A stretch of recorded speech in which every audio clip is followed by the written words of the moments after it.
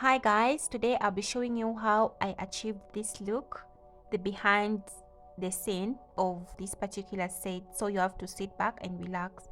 So if you're doing your nails or a client's nails, you start off by cleaning the nail bed. You cut off the cuticles and you remove the top, the shiny parts on the nail beds like I am doing right now. So I did remove the cuticles behind the camera. You can either cut the nails if they are long, or you can do a set just like that with your long nails. My nails are long and I prefer them like this, but I can advise you cut them short if you are putting extensions. But for me, I want them like this. If you don't have an e-file, you can use a hand file. There's no difference at all. When I'm done with filing, to save time, I like to choose the nail extensions, the size of the nails that fits both side walls of my nail bed. I also like to file the inside part of the nails of the nail extensions. I believe the nail stays long when you file them. I don't know about others, but there are some of the extensions that you don't need to file inside. The reason for this is to remove the shiny parts of the inside of the nails. But like I said, it's not all the nails that you need to file inside. When I'm done with this process, I like to clean my nail bed once again with either acetone or alcohol. After you are done with whatever you want to do, preparing the nails, doing whatever, cleaning your nail beds, you need dehydrator and primer at this point. Before you add any extensions on your nail bed, you need dehydrator. Dehydrator will help you remove the natural oil and moistures from your nail plate. As for primer, primer acts as a bonding agent between the nail and the products like acrylic gel. This particular one is a very important tool in the nail industry. If you don't have primer, you have no business doing acrylic nails, especially because unless you are doing it for fun and you want to remove after a minute, because if you don't have primer, the nails will not hold together, especially acrylic nails. So your primer will act as a double-sided step between your natural nail and your artificial enhancement. It could be the gel thing or the acrylic or whatever that you're putting on top of your nail, and it will also prevent lifting. So you need dehydrator, you need primer at all times. When you're done with that, you wait until your primer is dry, because primer doesn't dry like dehydrator. You can put dehydrator on your nails, you can just wait for a minute, for seconds, and it's dry. But for primer, you have to wait a little bit until it's when you are done with that process, you can go ahead and do your build-ups if you're doing acrylic nails. The other point that I didn't add, if you are doing acrylic nails, when you add dehydrator and you add primer, then you put your acrylic things. But if you are doing gel nails, if you are doing extensions for the gels, you add dehydrator, then you add your extensions, then you add your primer. That's what I do, but I don't know about others.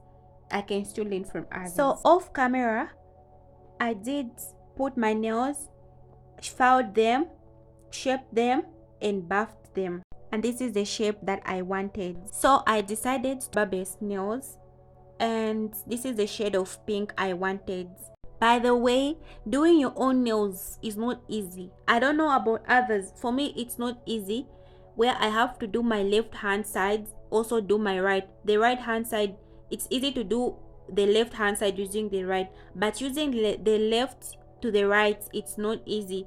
So I always have to be so careful. If you can see how I'm painting my nails, it's as if I'm touching fire. It's not easy. It hasn't been easy for me. So kudos to those who do their nails as though they're doing somebody else's hands. Kudos. I respect you. I have so much respect for you, the nail technicians. And before professionals come for me, because I said I'm doing rubber-based nails, I know when you're doing rubber-based nails, you need to start off with a thin layer, and then you build an apex, and then you da.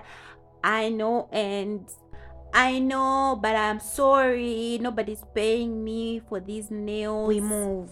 So when I'm consistent with the results, if at all I'm using the gel color, whichever gel color I'm using, or rubber base or builder gel or whatever, if I'm okay with that and I want to start doing the arts, I always like to apply a thin layer of base coat.